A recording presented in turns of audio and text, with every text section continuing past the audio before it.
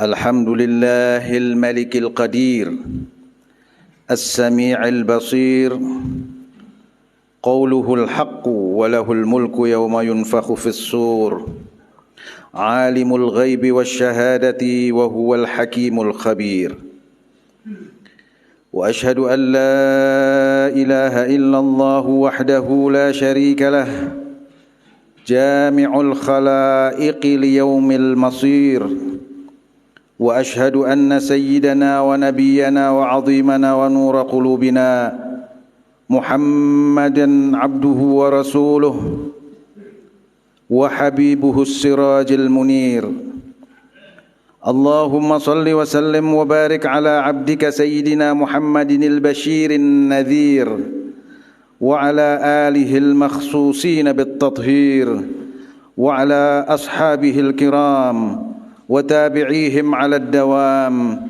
إلى يوم الوقوف بين يديك يا ملك يا علام أما بعد فيا عباد الله فإني أوصيكم ونفسي بتقوى الله فاتقوا الله يا عباد الله وأحسنوا يرحمكم الله إن رحمة الله قريب من المحسنين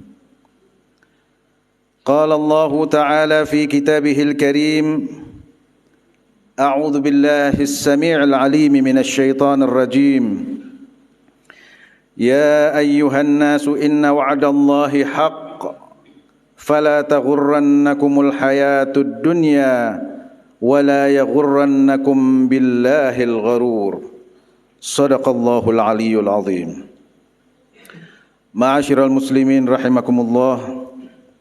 Segala puji hanya tertuju kepada Allah Subhanahu wa taala, Tuhan semesta alam, atas nikmat-nikmatnya yang tak terbilang.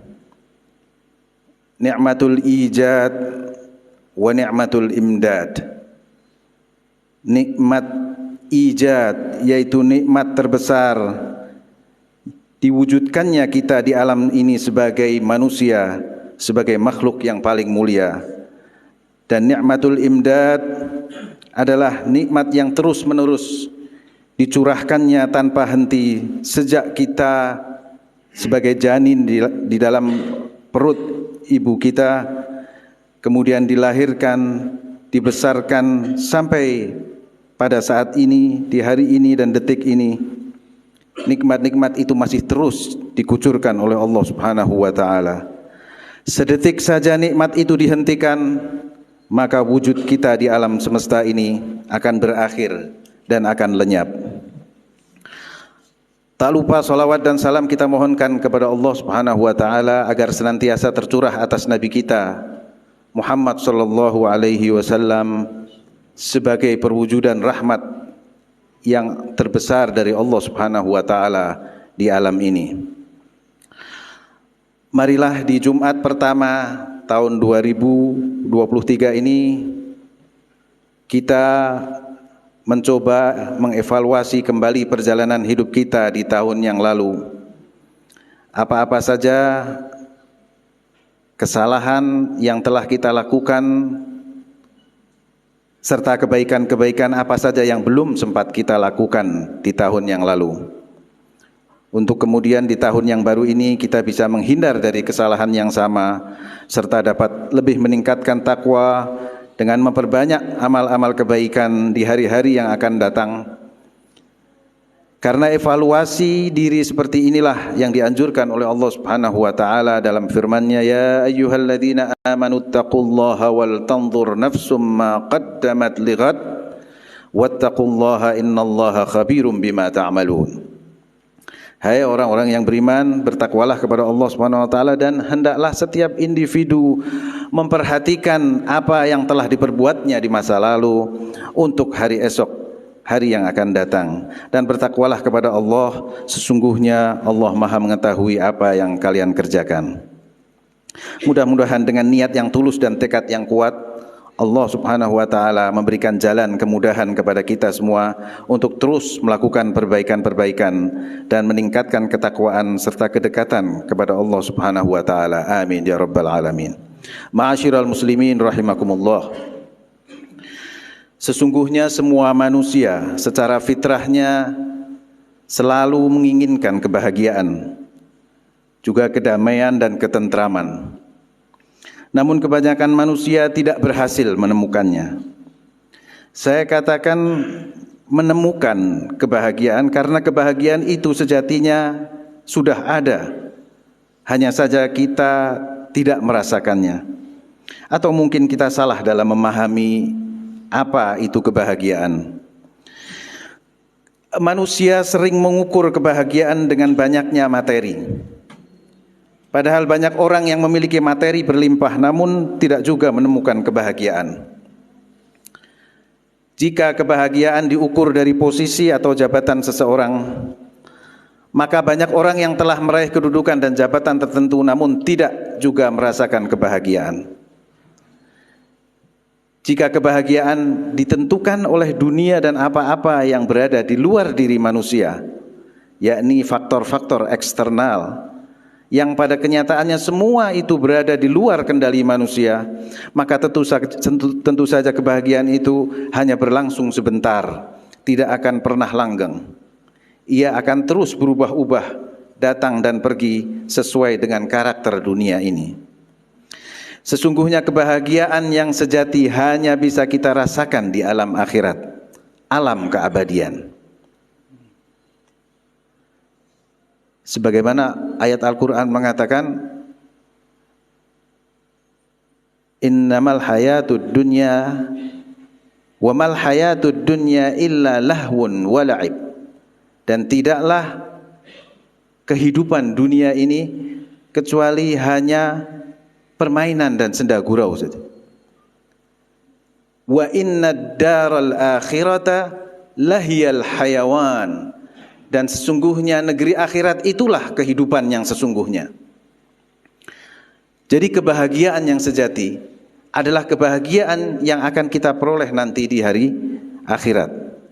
Namun kalau kita mau di dunia ini, kita pun bisa merasakan secercah dari kebahagiaan itu jika kita bisa memaknainya dengan cara yang benar.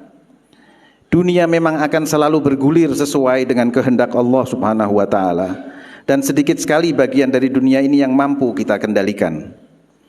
Di sini, di dunia ini ada kelahiran dan ada kematian. Ada pencapaian, ada kejatuhan. Ada perolehan, ada kehilangan. Ada ketenangan, ada juga ketakutan. Ada kesehatan, ada sakit. Ada kesejahteraan, ada bencana. Kadang yang kita lakukan hanya bisa pasrah kepada ketentuan Allah Subhanahu wa taala. Ma'asyiral muslimin rahimakumullah. Sesungguhnya kebahagiaan yang kita cari di dunia itu sesungguhnya berada di dalam diri kita sendiri, di dalam jiwa kita, di dalam pikiran dan hati kita sendiri. Untuk menemukan kebahagiaan dunia ini, paling tidak kita punya dua kunci utama. Yang pertama adalah mengenal dan memahami Tuhan pencipta dan penguasa alam semesta ini. Dan yang kedua adalah mengenal serta memahami dunia tempat kita tinggal ini. Memahami dua kunci ini akan menguatkan kembali iman kita dan lebih memudahkan kita untuk terus melakukan amal soleh. Dan apabila seseorang telah secara langgeng melakukan amal-amal soleh, dan amal-amal itu didasari dengan keimanan yang benar, maka Allah Subhanahu wa ta'ala berjanji, man amila salihan min dzakarin aw untha wa huwa mu'minun falanuhyiyannahu hayatan tayyibah walanajziyannahum ajrahum bi ahsani ma kanu ya'malun. Kita lihat Allah Subhanahu wa taala dalam ayat ini, siapa saja yang beramal soleh, baik ia laki-laki atau wanita, dan ia seorang yang beriman, maka sungguh kami akan hidupkan ia dalam kehidupan yang baik. Ayat ini mengatakan fala nuhyiyannahu hayatan thayyibah, dan bukan akan aku berikan, akan aku ubah hidupnya, tapi akan aku hidupkan dia. Fala nuhyiyannahu hayatan thayyibah, dengan kehidupan yang baik. Jadi kehidupan yang sebelumnya dianggap bukan sebagai kehidupan yang baik, tapi diganti dengan kehidupan baru, kehidupan yang baik dari Allah Subhanahu wa taala. Sebelum Allah Subhanahu wa taala memberikan ganjaran nanti di akhirat. Wala najziyannahum ajrahum bi ahsani ma kanu ya'malun.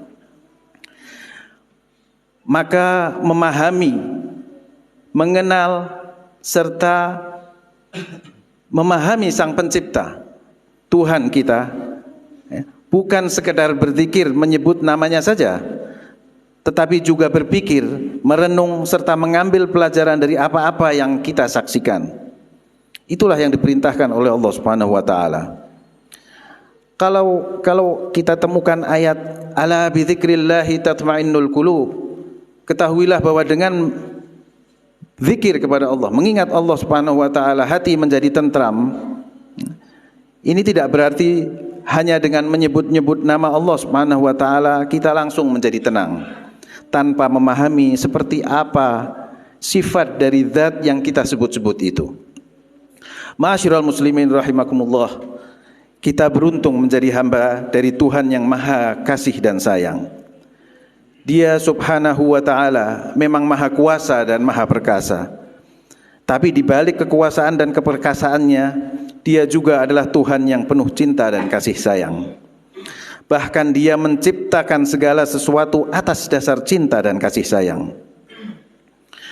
Kalau ada yang mempertanyakan lantas mengapa Tuhan juga membalas dan menyiksa, maka jawabannya adalah bahwa balasan dan siksaan itu sendiri adalah bentuk lain dari rasa cinta dan kasih sayang Allah Subhanahu wa taala. Bukankah orang tua yang mencintai anaknya tak akan membiarkan anaknya melakukan hal-hal yang mencelakakannya? Bahkan kalau perlu, orang tua itu terpaksa memberikan hukuman kepada anaknya agar tidak kembali melakukan kesalahan yang sama. Kita mungkin pernah menyaksikan ada orang tua yang mendorong keras anaknya hingga tersungkur dan terluka demi menyelamatkan anak itu dari kecelakaan yang lebih fatal. Maka ancaman dan siksa Allah harus dipandang bukan sebagai perwujudan kemahakuasaan Allah, melainkan justru muncul dari sifat kasih sayangnya. Allah tidak akan pernah berbuat zalim kepada hamba-hambanya. Betapa banyak ayat-ayat Al-Quran yang mengatakan wa ma zalamahumullahu walakin kanu anfusahum yadhlimun. Dan tidaklah Allah Subhanahu wa ta'ala menganiaya mereka, akan tetapi merekalah yang selalu menganiaya diri mereka sendiri. Man amila salihan fali nafsihi wa man asaa fa'alaiha wa ma rabbuka bidhallamin lil abid. Barang siapa yang mengerjakan amal soleh maka itu untuk dirinya sendiri, dan barang siapa mengerjakan perbuatan jahat maka akibatnya pun untuk dirinya sendiri, dan sekali-kali Tuhanmu tidak menganiaya hamba-hambanya. Di dalam Al-Quran Allah memperkenalkan dirinya dengan berbagai sifat. Kita mengenalnya dengan Asmaul Husna. Tapi kalau kita telaah lebih dalam ayat-ayat Al-Quran, maka kita akan dapati bahwa asma Allah yang paling dominan dan paling sering diulang-ulang adalah sifat Rahman dan Rahim, yang merupakan turunan dari kata rahmah. Bahkan di beberapa ayat Allah menegaskan atas dirinya sifat rahmah, dan bahwa sifat rahmah ini meliputi segala sesuatu. Wa rahmati wasi'at kulla syai, dan rahmatku meliputi segala sesuatu. Dan di ayat yang lain Allah Subhanahu wa taala mengatakan kataba rabbukum ala nafsihir rahmah. Allah menetapkan atas dirinya sifat rahmah, sifat kasih dan sayang. Jadi yakinlah bahwa tak ada suatu kejadian di muka bumi ini, dalam kehidupan kita ini, kecuali di situ pasti ada kasih sayang Allah Subhanahu wa ta'ala. Semua terjadi atas dasar cinta Allah kepada hambanya. Keyakinan seperti ini merupakan cabang dari tauhid yang wajib kita imani. Hilangkan prasangka bahwa Allah adalah Tuhan yang kejam, yang puas dengan menyiksa hambanya dengan berbagai bencana dan malapetaka. Kita saja yang gagal memaknainya. Janganlah kita seperti orang-orang yang digambarkan Al-Quran dengan kata-kata adh-dhannina billahi dhannas sau, orang-orang yang memiliki prasangka terhadap Allah dengan prasangka yang buruk. Yakinlah bahwa Allah sangat ingin semua hamba-hambanya masuk ke surga dan memperoleh kebahagiaan abadi di sana. Berbagai cara ditempuh oleh Allah Subhanahu wa taala demi menutupi dan menghapuskan kesalahan dan dosa yang dilakukan oleh hamba-hambanya. Dari mulai pengampunan hingga pelipat gandaan amal-amal, bahkan hingga mengganti catatan buruk menjadi catatan yang baik. Kita tahu antara sholat dengan sholat berikutnya ada penghapusan dosa. Antara Jumat yang satu dengan Jumat berikutnya ada pengampunan dosa. Antara Ramadan yang satu dengan Ramadan berikutnya ada pengampunan dosa.